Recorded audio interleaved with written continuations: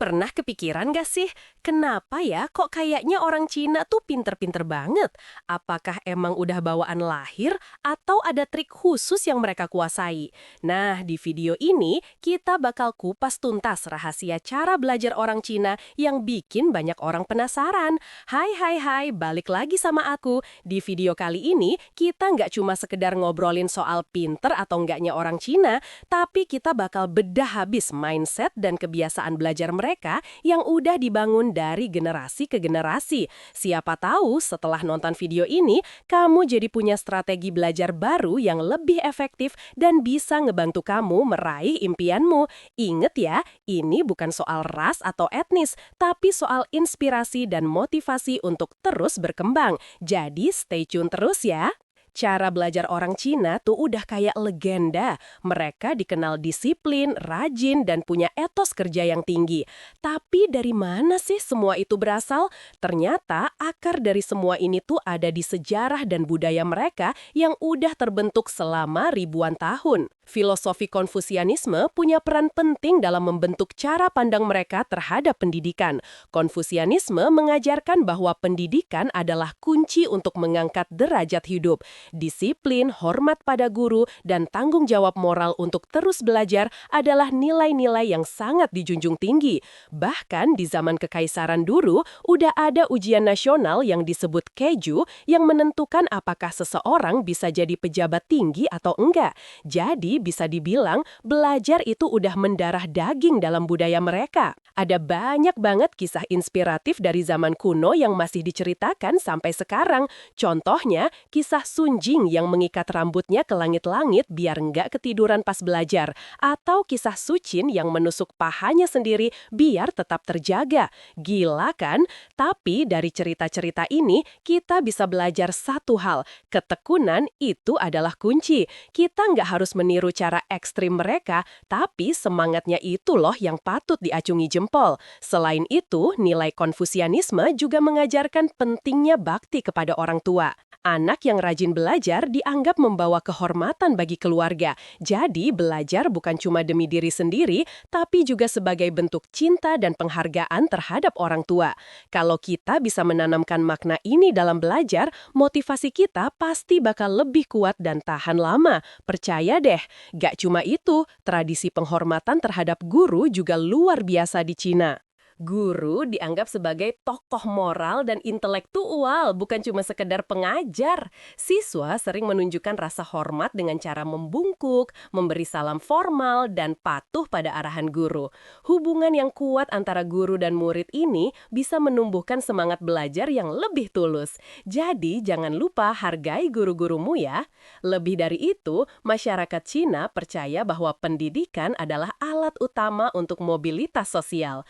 Terutama bagi keluarga kelas menengah ke bawah, pendidikan adalah harapan utama agar anak mereka bisa hidup lebih baik. Makanya, dorongan untuk belajar bukan cuma datang dari diri sendiri, tapi juga dari lingkungan dan harapan keluarga. Ini yang bikin mereka semangat 45 buat belajar. Kalau kamu ngerasa jam sekolah kita udah panjang, coba deh intip jadwal anak SMA di Cina. Banyak dari mereka mulai belajar sejak jam 7 pagi dan baru selesai sekitar jam 9 atau 10 malam. Gak kebayang kan? Di antara itu, ada sesi belajar mandiri pagi, kelas formal, belajar malam, dan tugas rumah. Bahkan, di beberapa sekolah, pelajaran olahraga atau seni dikurangi supaya fokus ke akademik. Ini semua demi persiapan maksimal buat ujian nasional, yaitu Gaokao. Salah satu hal menarik adalah adanya sesi self-study sebelum kelas dimulai. Jadi sebelum pelajaran dimulai, siswa udah datang lebih pagi buat belajar mandiri. Mereka mengulang materi, mengerjakan PR, atau membaca catatan. Ini bukan karena disuruh, tapi udah jadi budaya sekolah. Dari sini kita belajar bahwa kemandirian dalam belajar itu kunci. Di malam hari, mereka juga punya sesi belajar tambahan di sekolah. Banyak siswa yang masih duduk duduk di bangku kelas hingga jam 9 malam dan mereka gak mengeluh karena tahu bahwa waktu itulah yang akan menentukan masa depan mereka. Kalau kita mau mengejar sesuatu, kita juga harus siap memberikan waktu dan energi yang konsisten. Jadi jangan males-malesan ya.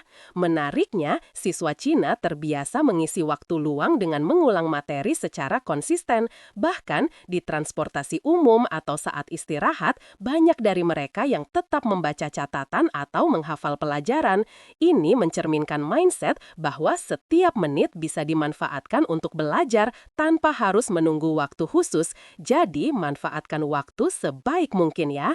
Mereka juga menjalani hari dengan jadwal yang sangat terstruktur. Setiap kegiatan punya jam tetap, dari bangun pagi, makan, hingga waktu tidur. Disiplin ini bukan sekedar tekanan, tapi udah jadi kebiasaan yang terbentuk sejak kecil. Kalau kita mau meniru, kita bisa mulai dari mengatur waktu belajar yang konsisten setiap hari. Dijamin deh, hidupmu bakal lebih teratur dan produktif. Tapi bukan berarti semua ini tanpa resiko ya. Tekanan belajar di Cina tuh tinggi banget. Banyak siswa yang stres, kelelahan, bahkan depresi karena beban akademik. Bayangin aja, beberapa dari mereka cuma tidur 4-5 jam per malam demi belajar lebih banyak. Duh, kasihan ya. Di sisi lain, orang tua juga menaruh harapan besar. Apalagi kalau anak tunggal, seluruh impian keluarga ditumpukan padanya. Fenomena ini sering disebut sebagai involusi atau dalam bahasa mereka, neijuan, yaitu kondisi di mana semua orang terus berkompetisi secara ekstrim tapi gak ada peningkatan signifikan. Semua makin capek, tapi gak ada yang benar-benar merasa menang. Ini yang bikin banyak anak muda merasa lelah dan mempertanyakan sistem yang ada. Jadi, jangan sampai kita terjebak dalam rat race ya. Tapi di sisi lain, dari tekanan itu juga lahir generasi yang kuat. Banyak siswa yang tumbuh menjadi individu tangguh, punya daya tahan tinggi, dan gak gampang menyerah. Kita bisa belajar dari sisi ini, bahwa belajar itu tentang membentuk mental dan karakter. Tapi tentu harus disesuaikan dengan batas kita masing-masing. Jangan sampai burnout ya. Muncul pula fenomena tangping atau rebahan, di mana sebagian anak muda memilih untuk nggak ikut arus kompetisi ekstrim. Ini jadi reaksi sosial atas sistem yang terlalu menekan. Mereka memilih hidup sederhana dan nggak mengejar ambisi yang menguras tenaga. Walaupun kontroversial, ini memperlihatkan bahwa tekanan terus-menerus bisa menimbulkan perlawanan diam-diam. Jadi, penting banget buat kita menjaga keseimbangan hidup. Beberapa sekolah dan pemerintah daerah di Cina kini mulai menyediakan layanan konseling bagi siswa. Mereka menyadari pentingnya menjaga kesehatan mental. Selain itu, pelajaran seni dan olahraga mulai diupayakan untuk kembali hadir demi menciptakan keseimbangan. Ini jadi pengingat bahwa sukses akademik harus berjalan beriringan dengan kebahagiaan. Jangan lupa bahagia ya. Banyak pelajar Cina juga ikut bimbingan belajar, les privat, sampai kursus online. Mereka menganggap belajar itu investasi. Bahkan sebelum larangan pemerintah, industri edutech di Cina bernilai miliaran dolar. Tapi belakangan pemerintah mulai membatasi karena tekanan belajar dianggap terlalu ekstrim. Tapi tetap aja banyak keluarga nyari cara biar anaknya tetap unggul. Yang paling penting bukan sistemnya, tapi mindsetnya. Orang Cina diajarkan untuk menghormati proses, tahan banting, dan percaya bahwa kerja keras akan membuahkan hasil. Bahkan kalau gagal, mereka terbiasa untuk bangkit lagi dan belajar lebih keras. Ini yang perlu kita tiru, jangan pernah menyerah ya. Ada satu pola pikir yang kuat dalam budaya mereka bahwa semua bisa dipelajari. Mereka jarang menyalahkan diri karena merasa gak berbakat. Sebaliknya, mereka percaya bahwa latihan dan ketekunan akan mengalahkan bakat sekalipun. Ini mirip dengan konsep growth mindset yang sekarang banyak digaungkan. Jadi, saat kita menghadapi pelajaran yang susah, jangan langsung nyerah. Ingat bahwa kebiasaan dan waktu yang konsisten akan membawa perubahan besar. Kita nggak harus belajar 14 jam sehari kayak mereka. Tapi 1-2 jam yang fokus dan rutin setiap hari bisa jadi kekuatan besar buat masa depan kita.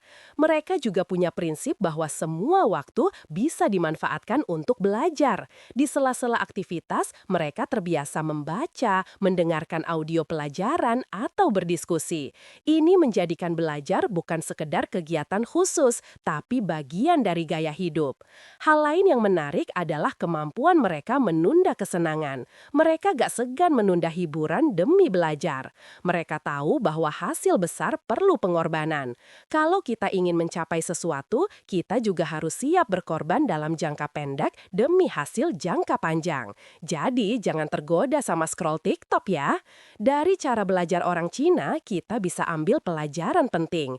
Belajar bukan cuma tentang sekolah, tapi tentang cara hidup. Mereka disiplin, punya tujuan jelas, dan rela kerja keras. Tapi mereka juga menanggung resiko besar kalau keseimbangan gak dijaga. Kita nggak harus meniru semuanya, tapi kita bisa mengambil semangatnya. Semangat untuk terus belajar meski gak ada yang nyuruh. Semangat untuk jadi lebih baik dari diri kita yang kemarin. Semangat untuk membuktikan bahwa masa depan bisa kita bangun dari sekarang. Akhirnya, mari kita ciptakan sistem belajar versi kita sendiri yang sesuai dengan tujuan kita, ritme kita, dan kemampuan kita. Yang penting bukan jadi seperti mereka, tapi jadi versi terbaik dari diri kita sendiri. Belajar dari Cina juga mengingatkan kita bahwa sistem hebat bisa dimulai dari rumah, dari satu jadwal harian yang konsisten, dari kebiasaan kecil yang ditekuni, dan dari rasa ingin tahu yang terus menyala. Jangan tunggu sempurna untuk mulai aja dulu. So, gimana guys? Semoga video ini bisa menginspirasi dan memberikan semangat baru buat kalian semua ya. Jangan lupa like, komen, dan subscribe channel ini biar aku makin semangat bikin video-video menarik lainnya. Sampai jumpa di video berikutnya. Tetap semangat belajar dan jangan lupa bahagia. Bye-bye!